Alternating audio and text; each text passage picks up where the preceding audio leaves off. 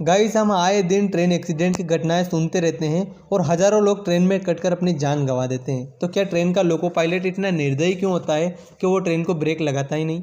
बताएंगे आपको इसी वीडियो में। प्लीज़ वीडियो को लाइक और चैनल को सब्सक्राइब कर लीजिए। देखिए, जब ट्रेन हाई स्पीड में होती है तब ट्रेन को रोकना लगभग नामुमकिन है। यदि लोको पायलट इमरजेंसी ब्रेक भी लगाएगा तो ट्रेन किलोमीटर की दूरी पर जाकर रुकेगी और दरवाजे पर खड़े कई लोगों की जान जा सकती है। बस इसी बात को ध्यान में रखते हुए ट्रेन का लोको पायलट ट्रेन में इमरजेंसी ब्रेक नहीं लगाता है। गाइस, वैसे आपको ये जानकारी कैसी लगी कमेंट सेक्शन में बताएं और ऐसी इंटरेस्टिंग अमेजिंग वीडियोस के लिए आनंद उत्सव चैनल को सब्सक्राइब करना ना भूलें। मिलते हैं अगली वीडियो।